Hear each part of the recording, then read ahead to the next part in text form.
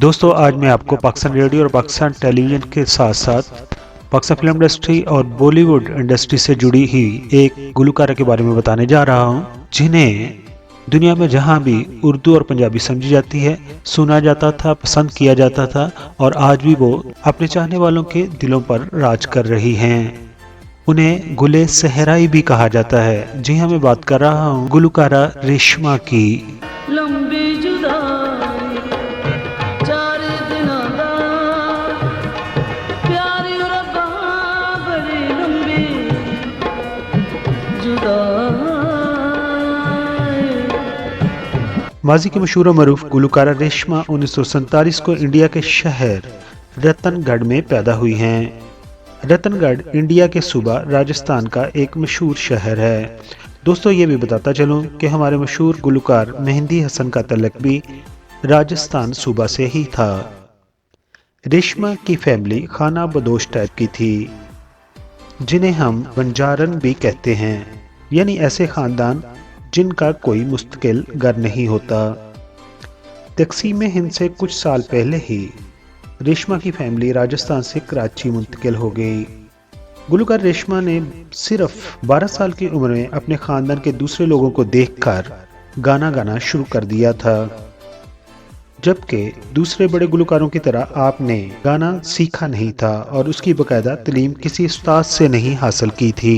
गुलकार रेशमा जब पाकिस्तान के अंदर कराची में आई तो उसके बाद उन्होंने सिंध में मौजूद मुख्तलिफ मज़ारों पर गाना गाना शुरू कर दिया और गाना गाकर जो वो पैसा हासिल करती थी उससे ही उनके ख़ानदान का गुजर बसर होती थी।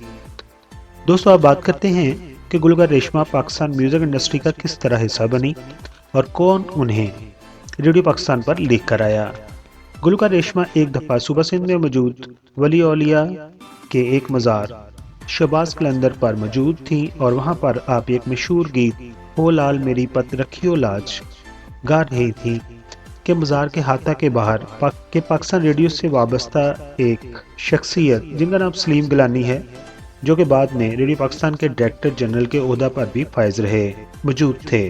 उन्होंने रेशमा की आवाज़ को सुना और उन्हें वो पसंद आई और उन्होंने रेशमा की आवाज़ के अंदर छुपे हुए एक बड़े गुलकार को पहचान लिया और वो रेशमा को रेडियो पाकिस्तान कराची पर ले आए। जैसा कि हम सबको मालूम है, गुलकार रेशमा पढ़ी लिखी नहीं थी, तो शुरू में जब वो रेडियो पाकिस्तान से मुंसलिक हुई तो उन्हें गाना याद करवाया जाता था और वो गाना याद करके फिर गाने को गाती थी। यही वजह थी कि उन्हें उर्दू गज़लों के कई एक शेर गाने में या उनको अदा करने में बहुत दिक्कत महसूस होती थी, मगर वो हमेशा दिल से मेहनत करती थी और जब तक गाना म्यूज़िक डायरेक्टर की ख्वाहिश के मुताबिक तैयार नहीं कर लेती थी वो रिकॉर्डिंग नहीं करवाती थी और यही वजह थी कि वो अपने हर गाने पर ज़्यादा से ज़्यादा दाद वसूल करती थी।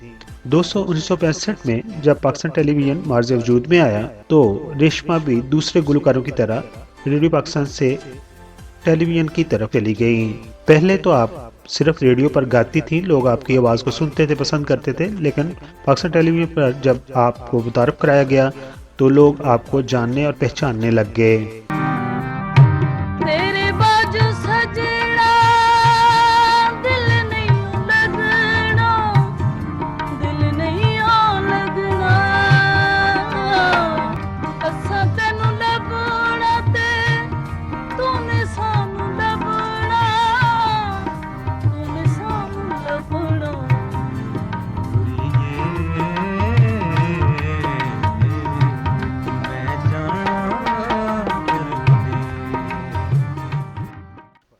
गुलकार रेशमा अपनी बेहतरीन गायकी की वजह से पाकिस्तान की कुछ ही सालों में मशहूर और मरूफ फोक गुलकारा बनकर उभरी। फिर जब कैसेट प्लेयर का ज़माना आया तो रेशमा की आवाज़ पूरी दुनिया में जहाँ जहाँ इंडियन पाकिस्तानी बसते थे सुनी जाती थी और पसंद की जाती थी। मुझे ये महसूस नहीं होता था भाई पाकिस्तानी मुझे अच्छा समझते हैं, इंडिया ने भी मेरी बड़ी इज्जत करी और कर रहे हैं। दोस्तों यूँ तो गुलकार रेशमा ने बेशुमार पाकिस्तान फिल्म इंडस्ट्री के लिए भी गीत गाए, लेकिन वो जितनी मशहूर पाकिस्तान के अंदर थी उससे ज़्यादा कहीं इंडिया के सूबा राजस्थान में मशहूर थी। उनकी शोहरत को देखते हुए Indian film director Subhash Ghai ने उनकी आवाज़ को अपनी एक फिल्म में रिकॉर्ड करने के लिए सोचा और सुभाष घई ने अपनी फिल्म हीरो में, जो कि 1983 में रिलीज हुई थी, उनकी आवाज़ को शामिल किया। उनकी आवाज़ में जो गाना उनसे गवाया गया था, उस गाने के बोल थे लंबी जुदाई। दोस्तों, फिल्म हीरो की मेन कास्ट में शामिल थे टाइगर श्रॉफ के वालिद जैकी श्रॉफ। जैकी श्रॉफ की ये पहली फिल्म थी, जबकि दूसरी तरफ रेशमा का ये किसी भी इंडियन फिल्म के लिए पहला गाना था।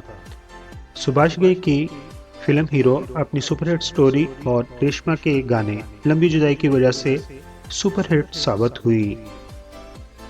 फिल्म के दूसरे गानों को तो शायद आज भी देखने वाले याद न रख सके, मगर लंबी जुदाई की बांसुरी पर बजने वाली म्यूजिक को आज भी लोग सुनते हैं और पसंद करते हैं। और इस तरह रेशमा पर इंडियन फिल्म इंडस्ट्री के दरवाजे खुल गए थे। और इसके बाद रेशमा ने कई एक गाने इंडियन फिल्म इंडस्ट्री के लिए गाए।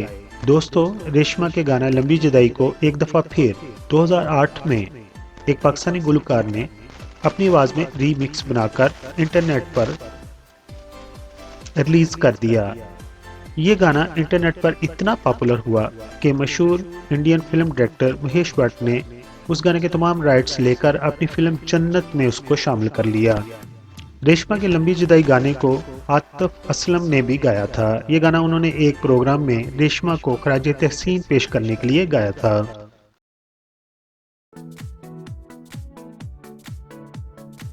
मुअज़्ज़ज़ सब्सक्राइबर, हम आपके शुक्रगुजार हैं कि आप अपना वक्त निकालते हैं और अपनी कीमती राय हमारी वीडियोस पर देते हैं।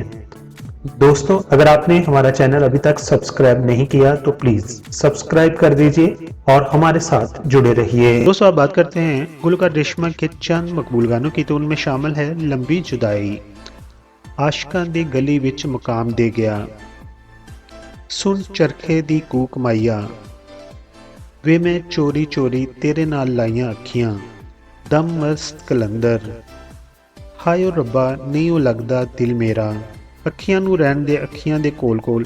ये गाना भी ऐसा है कि जिसे 1971 में ही एक इंडियन फिल्म में शामिल कर लिया गया था और इसे उर्दू में लिख लिया गया था।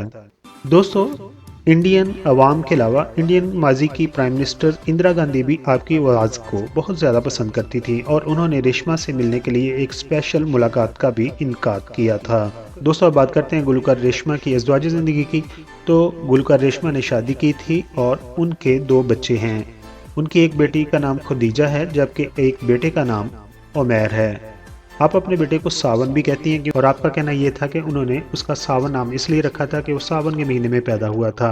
आपके दोनों बच्चे भी गुलकार हैं, लेकिन उन्हें वो शोहरत हासिल ना हुई जो उनकी वालिदा को हासिल थी। गुलकार रेशमा अपनी ज़िंदगी के आखिरी सालों में काफ़ी बीमार रहीं। उन्हें गले के कैंसर का मर्ज था। आपकी बीमारी को देखते हुए पाकिस्तान के माजी के सदर परवेज़ मुशर्रफ ने 10,000 रुपये माहाना उनका वजीफ़ा मुकर्रर कर दिया था। दोस्तों, हमारी ये हर दिल अजीज़ गुलकारा 3 नवंबर 2013 को 66 साल की उम्र में अपने खालके हकीकी से जा मिली थी। आखिर पर हम उनके लिए दुआगो हैं कि अल्लाह ताला उनको जवार रहमत में जगह अता फरमाए।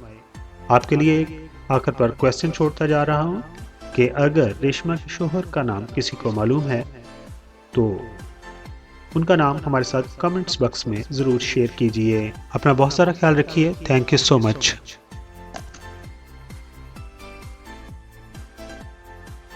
मेरी वीडियो देख ली है। अगर आपको ये वीडियो अच्छी लगी है तो मेरे चैनल को आप प्लीज़ सब्सक्राइब कर दें, क्योंकि YouTube की नई पॉलिसी के तहत मुझे 1000 सब्सक्राइबर की ज़रूरत है।